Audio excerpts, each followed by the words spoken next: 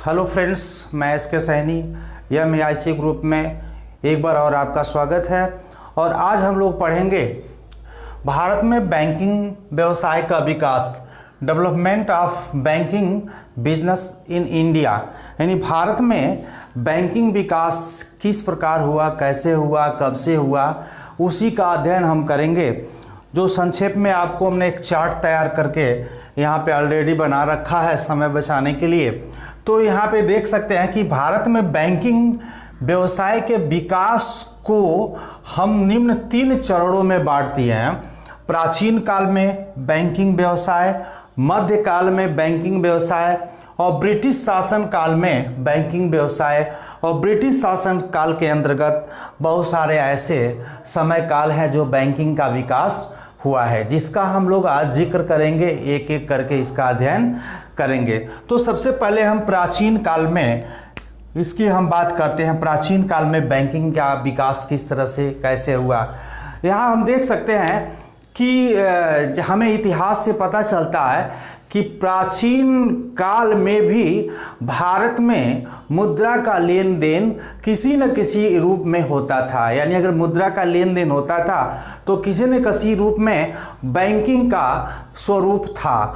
तो इस प्रकार यहाँ वैदिक काल में भी कुछ जिक्र मिलता है कि बौद्ध काल के अंतर्गत श्रेणी नाम की संस्थाएं थी। प्राचीन काल में, वैदिक काल में, बौद्ध काल में हम देख सकते हैं कि श्रेणी नाम की संस्थाएं थी। श्रेणी नाम की संस्था थी जो व्यवसायियों को और पर्यटकों को रुपया उधार देने का काम करती थी। तो इससे ये स्पष्ट हो रहा है कि कहीं न कहीं भारत में प्राचीन काल में भी बैंकिंग व्यवसाय का काम हुआ करता था। और एक और उदाहरण मिलता है कि प्राचीन काल में ही आप देखे होंगे, कौटिल्य का हमने नाम लिया था। कौटिल्य एक अर्थशास्त्री हैं जो चंद्रगुप्त मौर्य के शासन काल में उनके आर्थिक सलाहकार के रूप में काम करते थे। और इन्होंने एक पुस्तक की रचना की थी जिसका नाम था अर्थशास्त्र। पूरा नाम राजनीतिक अर्थशास्त्र था, यानी पॉलिटिकल इकोनॉमिक्स था, यानी राजनीतिक अर्थशास्त्र था, जो एक राज्य की व्यवस्था को संचालित करने के लिए इस तरह के ग्रंथों की रचना इन्होंने की थी, कौटिल्य। कभी कभी हम कंफ्यूज में आके अर्थशास्त्र के जनक को हम कौटिल्य समझ बैठते हैं, नहीं, लेकिन इकोनॉमिक्स के जो जनक है, फादर ऑफ इकोनॉमिक्स, वो एडम स्मिथ है। चूँकि इन्होंने कौटिल्य ने अर्थशास्त्र नाम, यानी जो पुस्तक लिखा, उस पुस्तक का नाम इन्होंने राजनीतिक अर्थशास्त्र रख दिया। तो इस राजनीतिक अर्थशास्त्र में भी कहीं न कहीं मुद्रा से संबंधित बातों का जिक्र किया गया है। तो ऐसा प्रतीत होता है कि भारत में प्राचीन काल में भी बैंकिंग व्यवसाय का स्वरूप था। वो किस तरह का था, इसका कोई जिक्र नहीं मिलता है। तो इस तरह से हमने देखा कि प्राचीन काल में बैंकिंग व्यवसाय किस तरह से काम करता था। श्रेणी नाम की संस्थाएं थी। बौद्ध काल में जो बौद्ध के ग्रंथों में हमको मिला है, श्रेणी नाम की संस्थाएं जो थी वो पर्यटकों को, व्यवसायियों को रुपया उधार देती थी। और कौटिल्य के द्वारा जो राजनीतिक अर्थशास्त्र नामक पुस्तक है, इसमें भी मुद्रा का लेन देन का जिक्र है। इसलिए हम कह सकते हैं प्राचीन काल में भी बैंकिंग व्यवसाय का काम हुआ करता था। अब नेक्स्ट हम आते हैं मध्यकाल की बात करते हैं। मध्यकाल की बात करते हैं यहाँ पे। तो मध्यकाल में, यानी 12वीं शताब्दी की मैं बात करूँगा। मध्यकाल में 12वीं शताब्दी में महाजन, देसी बैंकर्स, बनिया, सेठ, साहूकार का अभ्युदय का एक दौर था। 12वीं शताब्दी में भारत के अंतर्गत जो ये देसी बैंकर्स के रूप में काम करने का काम करते थे, जैसे महाजन, सेठ, साहूकार, बनिया, इनको अभ्युदय का एक समय काल था। और ये लोग क्या करते थे, यानी जो देसी बैंकर्स के रूप में काम करते, साहूकार थे, बनिया थे, सेठ थे, ये लोग क्या करते थे, रुपया भी उधार देते थे और वस्तु भी उधार देते थे।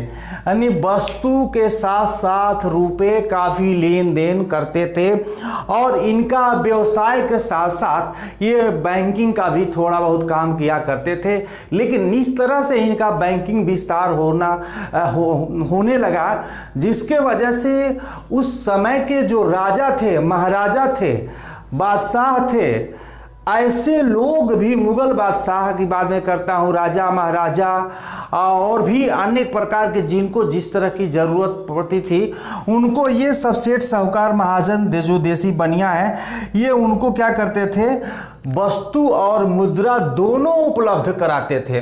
तो इस तरह से हम देखें कि ये इस प्रकार का यहाँ भी बैंकिंग व्यवसाय का काम मिलता है। तो मध्यकाल में भी बैंकिंग व्यवसाय का काम होता आ रहा था और इनको नगर सेठ के नाम से भी जानते थे। ध्यान दीजिएगा, कभी कभी पूछ देता है कि नगर सेठ के नाम से किसको जाना जाता है, कहाँ जाना जाता था, तो ये जान लीजिए इनको नगर सेठ के नाम से भी जाना जाता है। एक चीज़ और यहाँ बता दें कि एक बहुत बड़ा इतिहासकार है, वर्फ है, उन्होंने बताया है कि इनका विस्तार इस तरह से फैला था कि जैसे जो बैंक ऑफ लंदन था, बैंक ऑफ लंदन से कम इनका विस्तारीकरण नहीं था व्यवसाय के मामले में, बैंकिंग के मामले में। तो इस तरह से हमने देखा कि मध्यकाल में बैंकिंग व्यवसाय का क्या स्वरूप रहा। बहुत लंबा, इसलिए मैं आपको बहुत कम समय में समझाने का प्रयास कर रहा हूं ताकि जल्दी से इसको हम टॉपिक को कवर कर सकें।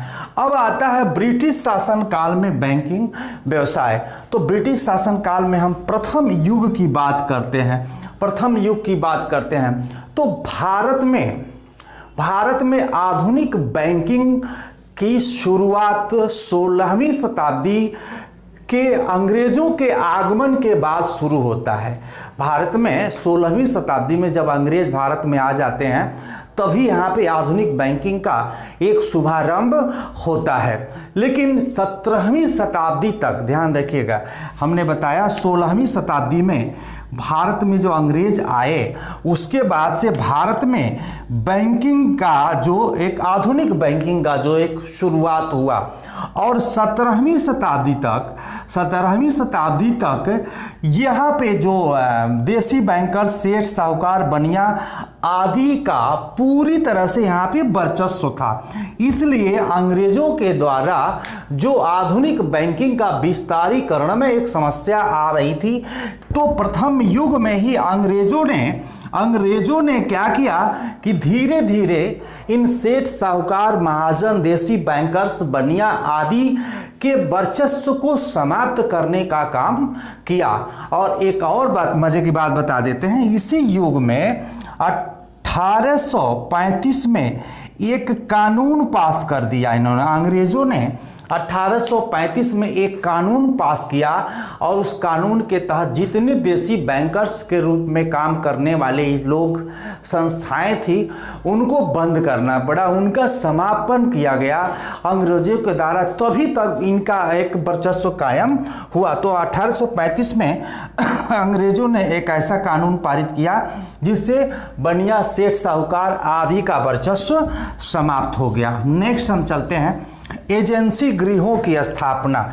एजेंसी गृहों की स्थापना, आप जानते होंगे कि ईस्ट इंडिया कंपनी एक व्यावसायिक कंपनी थी जो अपने व्यवसाय को विस्तारीकरण दे रही थी। वो विस्तार कर के माध्यम से काफ़ी देशों में वो अपना व्यापार फैलाना चाहती थी और फैला के भी काम की, ऐसा नहीं है।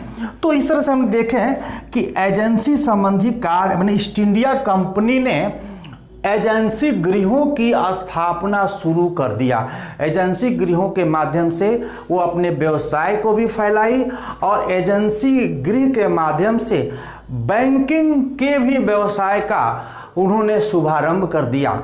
यानी जिसके माध्यम से जो ईस्ट इंडिया कंपनी के श्रमिक थे या ईस्ट इंडिया कंपनी के सैनिक थे या ऐसे जो उससे संबंधित कारोबारी थे, उनको ऋण मिल सके, उनको उधार पैसा मिल सके या उनके पैसे जमा हो सके, या जो वस्तुओं का द्वारा व्यवसाय रहा पैसे को एक स्थान से दूसरे स्थान को स्थानांतरित किया जा सके। तो एजेंसी गृहों के माध्यम से भारत में अलेक्जेंडर एंड एजेंसी गृह नामक अलेक्जेंडर एंड एजेंसी गृह नामक कंपनी ने भारत में, अलेक्जेंडर एंड एजेंसी गृह नामक कंपनी ने भारत में पहली बार द बैंक ऑफ हिंदुस्तान की स्थापना किया। 1770 में the bank of Hindustan Calcutta में इसकी स्थापना हुई। द बैंक ऑफ हिंदुस्तान की स्थापना कलकत्ता में, और यह भी माना जाता है कि भारत का जो पहला बैंक है द बैंक ऑफ हिंदुस्तान है। द बैंक ऑफ हिंदुस्तान जिसकी स्थापना कलकत्ता में हुई थी, और कब हुई थी? 1770 में, और अलेक्जेंडर एंड एजेंसी गृह नामक संस्था के द्वारा हुई थी। कभी कभी पूछ देता है कि द बैंक ऑफ हिंदुस्तान की स्थापना किसके द्वारा किया गया था, तो आप बताएंगे कि एजेंसी गृह था। तो एजेंसी गृह का क्या नाम था? तो अलेक्जेंडर एंड एजेंसी गृह नामक ये संस्था था, कंपनी थी, जिन्होंने द बैंक ऑफ हिंदुस्तान की स्थापना की थी। लगे हाथ इसमें बता दें कि ये 1832 में द बैंक ऑफ हिंदुस्तान क्या हो गया? फेल हो गया। जान लीजिए 1832 में ये फेल हो गया, लेकिन 1770 में द बैंक ऑफ हिंदुस्तान की स्थापना हुई, और 1775 में बंगाल बैंक की स्थापना हुई, और जनरल बैंक की यानी 1775 में बंगाल बैंक और जनरल बैंक की स्थापना हुई, जो बाद में जाकर के ये तीनों बैंक क्या हो गए? फेल हो गए। तो हमने देखा कि एजेंसी गृहों के भी माध्यम से देश में बैंकिंग व्यवसाय का विकास किस प्रकार हुआ। तो नेक्स्ट अब इसके बाद हम चलते हैं प्रेसिडेंसी बैंक की बात करते हैं। यहाँ हमने लिखा है प्रेसिडेंसी बैंक। एक एक को मैं सब समझाने का प्रयास करूँगा, कम समय में ये सारे मैटर आपको। एक प्रेसिडेंसी बैंक, यहाँ पे हम प्रेसिडेंसी बैंक, यह निजी व्यक्तियों के द्वारा ये स्थापित बैंक है, प्रेसिडेंसी बैंक, और इनको पूरा अधिकार था नोट निर्गमन का। जितनी मॉनेटरी पॉलिसी से रिलेटेड जितना वर्क था, इन्हें सब राइट था, सब इनको अधिकार था। तो भारत में प्रेसिडेंसी बैंक के रूप में 1806 में द बैंक ऑफ कलकत्ता की स्थापना हुई। पहला presidency bank the bank of Calcutta की स्थापना हुई। और कभी कभी एक प्रश्न आ जाता है कि भारत में सर्वप्रथम कागज के नोट आधुनिक बैंक के द्वारा कब निर्गमित किए गए? तो 1806 हम बताएंगे।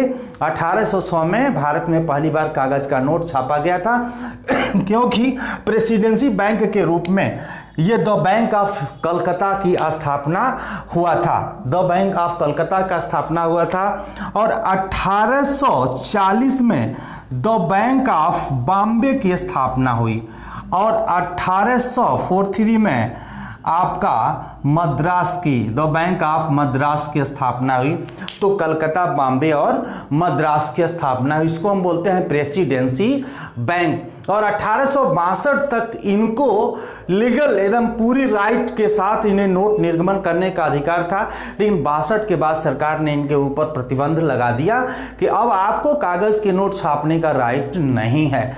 तो इस तरह से हमने देखा कि 1806 में द बैंक ऑफ कलकत्ता, 40 में द बैंक ऑफ बॉम्बे, 1843 में द बैंक ऑफ मद्रास। और लगे हाथ में आपको ये बता दूं कि प्रेसिडेंसी बैंक का जो दौर था, इन तीनों बैंकों में कुछ असामंजस्य की स्थिति उत्पन्न होने लगी। जनता में कुछ ऐसी भावनाएं उत्पन्न होने लगी, कुछ अविश्वास की भावनाएं उत्पन्न होने लगी। उसके बाद इस तीनों बैंक अपने आप को कमजोर महसूस करने लगे और आपस में विलय हो गया। 1921 में इन तीनों बैंकों का विलय कर दिया गया और इसे बना दिया गया imperial bank of India. Imperial bank of India कर दिया गया और 1921 से यह इंपीरियल बैंक ऑफ इंडिया के रूप में जाने लगा। तो ये है आपका प्रेसिडेंसी बैंक का दौर। मैंने बताया प्रेसिडेंसी बैंक को सभी तरह के अधिकार राइट थे, वो कागज के नोट चला सकते थे, उसमें नियंत्रण कर सकते, यानी मॉनेटरी पॉलिसी से संबंधित जितनी भी नीतियां हैं सभी प्रेसिडेंसी बैंक को ये अधिकार दिया गया था। तो हमने आपको बताया थोड़ा सा प्रेसिडेंसी बैंक क्या है। अब नेक्स्ट हम चलते हैं मिश्रित पूंजी बैंक, मिश्रित, जिसको हम बोलते हैं ज्वाइंट स्टॉक या हम संयुक्त स्कंध बैंक बोलते हैं, यानी इसमें कई लोगों के द्वारा मिलकर के एक बैंकों की स्थापना होती है। मिश्रित मतलब यहाँ हम देखते हैं मिश्रित पूंजी बैंकों की स्थापना 1860 से 1912 का एक दौर आता है मिश्रित पूंजी वाले बैंक की। तो यहाँ देख सकते हैं कि 1860 में, यहाँ हम बात करेंगे 1860 में भारत सरकार ने एक बैंकिंग अधिनियम पास किया और जिसके अंतर्गत पूंजी छोटे छोटे बैंक, मिश्रित पूंजी वाले बैंकों की स्थापना किया जा सके। तो इस तरह से हुआ भी। 1874 तक मिश्रित पूंजी वाले बैंकों की संख्या 14 हो गए थे। और लगे हाथ बता दें, ये सभी यूरोपीय देशों के द्वारा स्थापित बैंक था, यानी सभी यह बैंक यूरोपीय बैंक था। 1860 में भारत सरकार के द्वारा एक बैंकिंग अधिनियम पास किया गया और जिसके अंतर्गत मिश्रित पूंजी के छोटे बड़े बैंकों की स्थापना की गई और 1874 तक 14 बैंकों की स्थापना कर ली गई थी और सभी यह यूरोपीय था। यह हमने मिश्रित पूंजी के अंतर्गत बताया। लगे हाथ इसमें एक और चीज़ और मैं बता दूं कि 1865 से 1914 में कुछ इस तरह के बैंकों की भी स्थापना हुई। इसी के अंतर्गत मैं बता दूं 1865 से 1914 का जो एक दौर था कि इलाहाबाद बैंक की स्थापना, अलायंस बैंक ऑफ शिमला की स्थापना हुई, अवध कमर्शियल बैंक की स्थापना हुई और पंजाब नेशनल बैंक की स्थापना हुई, तो पीपुल्स बैंक ऑफ इंडिया की भी स्थापना हुई। तो इलाहाबाद की मैं बात बता दूं, इस तरह से मैं 1865 से 1914 के बीच में किस तरह से इलाहाबाद बैंक की स्थापना हुई। 1865 में आप इलाहाबाद बैंक की स्थापना हुई थी। अलायंस बैंक ऑफ शिमला 1874 में हुआ था। अलायंस बैंक ऑफ शिमला 1874 में हुआ था और उसी के साथ अवध कमर्शियल बैंक 1881 में हुआ था। अवध कमर्शियल बैंक 1881 में हुआ था और पंजाब नेशनल बैंक तो जानते हैं 1895 में हुआ था, यानी PNB का 1895 में हुआ था। और एक और बैंक था पीपुल्स बैंक 1901 में। पीपुल्स बैंक की स्थापना 1901 में हुआ था। तो इस तरह से हम 1865 और 14 के इतिहास को हमने बताया जो मिश्रित पूंजी के अंतर्गत आते हैं। तो इस तरह से इन बैंकों की स्थापना हुई। अब नेक्स्ट मैं आपको ये बता दूं कि अब बचता है कि स्वदेशी आंदोलन का प्रारंभ हुआ। तो आपने देखा Allahabad bank 1865, alliance bank of Shimla 1874, Awadh commercial bank 1881 और Punjab national bank 1895, people's bank of India 1901 में। इस तरह से हमने बताया मिश्रित पूंजी के अंतर्गत स्थापित होने वाली बैंक। और नेक्स्ट आपको मैं लेकर चलता हूं स्वदेशी आंदोलन का हमने जिक्र किया है तो उसका भी एक बात कर लेते हैं। स्वदेशी आंदोलन की बात करते हैं। स्वदेशी आंदोलन का अंतर्गत मतलब आप समझ सकते हैं कि देश में एक बिगुल फूंक दिया गया कि आप बैंकों की स्थापना करें ताकि जो देश के अंतर्गत आर्थिक विकास किया जा सके। 1905 में स्वदेशी आंदोलन का शुभारंभ हुआ, जैसे मैंने लिख दी भी है। 1905 में स्वदेशी आंदोलन का शुभारंभ हुआ और इसके अंतर्गत हम स्वदेशी आंदोलन की बात कर रहे थे। तो स्वदेशी आंदोलन का जो आपने देखा 1905 के अंतर्गत, यानी छोटे बड़े बैंकों का यह एक भरमार सा खुल गया और देश के अंतर्गत एक बिगुल फूंक गई कि देश के अंतर्गत छोटे बड़े बैंकों की स्थापना की जाए ताकि अर्थव्यवस्था को एक विकास का एक रूप दिया जा सके, ताकि रोजगार में वृद्धि की जा सके। तो उस दौरान 1906, 7, 8 में बैंकों की स्थापना हुई। और बैंक ऑफ इंडिया यहाँ पे 1906 में बैंक ऑफ इंडिया और 1907 में बैंक ऑफ इंडियन बैंक और 1908 में bank of Baroda. Indian bank और 1908 में बैंक ऑफ बड़ौदा और 1911 में सेंट्रल बैंक ऑफ इंडिया। तो इस तरह से हम देखें कि कई स्वदेशी बैंकों की स्थापना हुई। इस तरह से 1913, अगर 5 और 13 के बीच में बात करते हैं, 1913 में 13 तक 560 बैंकों की स्थापना हो गई थी। 1913 तक 560 छोटे बड़े बैंकों की स्थापना हो गई थी। उसके बाद लगातार आपने देखा होगा बैंकिंग संकट का जो मैं चैप्टर पढ़ाया था, उसमें काफ़ी बैंकिंग संकट के भी शिकार हुए थे। तो इस तरह से हमने देखा यह एक स्वदेशी आंदोलन के अंतर्गत 1905 में बैंकों की स्थापना हुई और 1906, 7, 8, 11 के बीच आपका बैंकों का एक जिक्र रहा। और नेक्स्ट हम आपको चलते हैं द्वितीय युग, जो 1913 से लेकर के 1917 का दौर है, जो प्रथम विश्व युद्ध का एक दौर था, उसका हम जिक्र करते हैं। यानी 1913 से लेकर के 1917 तक बैंकिंग संकट का दौर था। 1913 से लेकर के 1913 से लेकर के 1917 तक का ये बैंकिंग संकट का दौर था। मैंने बताया था कि जब प्रथम विश्व युद्ध की शुभारंभ हुआ था, तो उस दौरान बहुत सारे ऐसे बैंक जो बैंकिंग संकट के शिकार हुए थे, जिसमें 87 बैंक फेल हुआ था। यानी इस तरह से हम कह सकते हैं बैंकिंग संकट का दौर था जिसमें 87 बैंक फेल हुए थे और उसमें 175 लाख की पेड अप कैपिटल, यानी 175 लाख की जो है पेड अप कैपिटल डूब गया, यहाँ पे ख़त्म हो गया। तो इस तरह से हम कह सकते हैं ये द्वितीय युग था जिसमें 87 बैंक फेल हुए। बैंकिंग संकट का एक दौर था, इसमें बहुत सारे ऐसे बैंकिंग संकट के शिकार हो गए जिसमें 175 लाख पेड अप कैपिटल भी डूब गया। नेक्स्ट हम चलते हैं, समय कम है, बहुत ज़्यादा लंबा हो रहा है। अब मैं तृतीय युग की बात करता हूँ। तृतीय युग 1917 से लेकर 1939 का दौर है। यानी 1918 में जब प्रथम विश्व युद्ध की समाप्ति हुई तो बैंकों की स्थितियों में सुधार होने लगा और मुद्रा प्रसार यानी इन्फ्लेशन का एक प्रादुर्भाव हुआ। मुद्रा इन्फ्लेशन का एक तेजी आया, मुद्रा की मात्रा में वृद्धि हुई, रोजगार में वृद्धि हुई, लोगों की लिविंग स्टैंडर्ड में वृद्धि हुई। क्योंकि मैं बताऊं कि जब मुद्रा की मात्रा में वृद्धि होती है, अगर कह सकते हैं मुद्रा की मात्रा को दोगुनी करने पर वस्तु की कीमत दोगुना हो जाता है, मुद्रा का मूल्य आधा हो जाता है। तब सरकार संकुचन की नीति, डिफ्लेशन की नीति अपनाती है। लेकिन इन्फ्लेशन के अंतर्गत मुद्रा का प्रसार होता है, बाजार में मुद्रा की मात्रा में वृद्धि होती है, लोगों तक मुद्रा पहुंचता है, जिससे रोजगार का सृजन होता है, उत्पादन होता है, लिविंग स्टैंडर्ड बढ़ती है।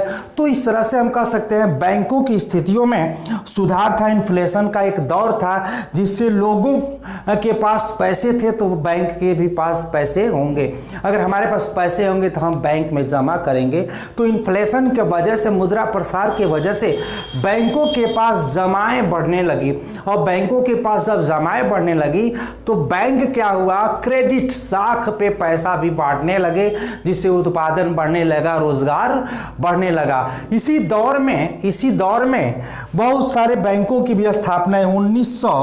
1917 में टाटा औद्योगिक बैंक की स्थापना हुई थी और 1920 में मैसूर औद्योगिक बैंक की स्थापना हुई थी। 1923 में लक्ष्मी औद्योगिक बैंक की स्थापना हुई थी। लगे हाथ ये भी बता देते हैं। और 1921 में इंपीरियल बैंक ऑफ इंडिया का विलय हुआ, स्थापना हुआ था। हम कह सकते हैं प्रेसिडेंसी बैंकों का विलय करके इंपीरियल बैंक ऑफ इंडिया कर दिया गया था।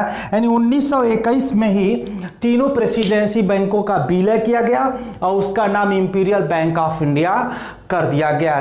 तो ये भी एक दौर था जो मुद्रा, उसके बाद 1921-22 में ही मुद्रा संकुचन की नीति अपनाई गई सरकार के द्वारा 1921 और 22 में संकुचन की नीति सरकार के द्वारा, गवर्नमेंट ऑफ इंडिया ने यानी भारत सरकार के द्वारा संकुचन की नीति अपनाई गई। तो संकुचन नीति का मतलब ये होता है कि बाजार से मुद्रा सोखने का काम करता है, यानी गवर्नमेंट ऑफ इंडिया या बैंकों के द्वारा बहुत सारे क्रेडिट इंस्ट्रूमेंट्स हैं, जैसे CRR है जिसको कैश रिजर्वेशन, SLR है, रेपो रेट है, रिवर्स रेपो रेट है, ये बहुत सारे ऐसे क्रेडिट इंस्ट्रूमेंट्स हैं जिससे बाजार में मुद्रा को सोखने और मुद्रा को छोड़ने का दोनों का काम करता है, यानी मुद्रा की मात्रा को बैलेंस करने का काम करता है। तो मुद्रा संकुचन नीति के वजह से बाजार से गवर्नमेंट के द्वारा मुद्रा को सोख लिया गया, जिससे बाजार में मुद्रा की मात्रा क्या हो गई, कम हो गई। तो मैं बता दूं कि 1921 और 22 में जो सरकार के द्वारा नीतियां अपनाई गई थी, इसमें जो कुल 84 करोड़ रुपया भारत के देश के अंतर्गत 84 करोड़ बैंकों के पास जमा राशियां थीं, जो घट करके 55 करोड़ हो गई। यानी मुद्रा संकुचन नीति के वजह से जो मुद्रा की मात्रा बाजार में 84 करोड़ से घट करके मात्र 55 करोड़ हो गई। उसी दौरान 1929 में तीसा की महान मंदी आती है, विश्व लेवल की मंदी आती है और पूरा देश उस मंदी का शिकार हो जाता है, जिसके वजह से पूरे देश की, पूरे वर्ल्ड की अर्थव्यवस्था खराब हो जाती है, लोगों के रोजगार चले जाते हैं, लोगों की इनकम कम हो जाती है, लोगों की लिविंग स्टैंडर्ड कम हो जाती है, प्रोडक्शन कम हो जाती है, कंपनियां बंद हो जाती हैं। उसके बाद प्रोफेसर किन्स ही एक ऐसे अर्थशास्त्री आते हैं जो इस समस्या का समाधान करते हैं। और उसी हाथ में आपको बता दूं कि 1929 में भारत में एक और क्रांति होती है। 1929 में केंद्रीय बैंकिंग जांच समिति की स्थापना होती है, केंद्रीय बैंकिंग जांच समिति की स्थापना होती है और 1931 में यह रिपोर्ट पेश करती है, भारत सरकार के द्वारा स्थापित होती है। ये 1931 में एक रिपोर्ट पेश करती है और 1934 में केंद्रीय बैंकिंग से संबंधी एक एक्ट, कानून पारित होता है और 1 अप्रैल 1935 को RBI की स्थापना होती है। ये तृतीय युग का दौर था और तृतीय युग में काफ़ी कुछ हुआ, लेकिन एक चीज़ और है, 1929 से 1936 के बीच, यानी 1929 और 1936 के बीच बैंक भी काफ़ी असफल हुए। 481 बैंक फेल हुए थे, यानी 481 बैंक क्या हुए थे, फेल हो गए थे। तो तृतीय युग का एक ऐसा दौर था जिसमें 481 बैंक फेल हुए थे। अब मैं आपको लेके चलता हूं कि चतुर्थ युग की बात करता हूं। चतुर्थ युग में क्या हुआ था? चतुर्थ युग जो द्वितीय विश्व युद्ध के दौर के साथ शुरू होता है, क्योंकि इसमें विश्व युद्ध होने के वजह से रुपए का काफ़ी डिमांड हुआ और यहाँ पे इन्फ्लेशन की स्थितियाँ उत्पन्न हुई और बैंकिंग का विस्तार हुआ, छोटे बड़े बैंकों की भी स्थापना हुई, रोजगार में भी वृद्धि हुई, क्योंकि मुद्रा इन्फ्लेशन के वजह से, मुद्रा प्रसार के वजह से काफ़ी कंपनियों के पास पैसे पर्याप्त मात्रा में होने लगे, जिससे उत्पादन होने लगा, बैंकिंग शाखाओं का विस्तार होने लगा। तो 1939 का जो 1946 का दौर था, इसमें बहुत सारे बैंकों की स्थापना हुई, बहुत सारी नई नई शाखाओं की भी स्थापना, जैसे Hindustan Commercial Bank, United Commercial bank, Hindustan Mercantile Bank, Bank of Rajasthan, Jodhpur commercial bank, इस तरह से बहुत सारे ऐसे बैंकों की स्थापना हुई। यानी अनुसूचित बैंक 1328 से लेकर 3100, यानी अनुसूचित बैंक 1328 से बढ़कर के 1328 से बढ़कर के 3106 तक हो गया है, यानी 3106 हो गया संख्या बढ़कर के।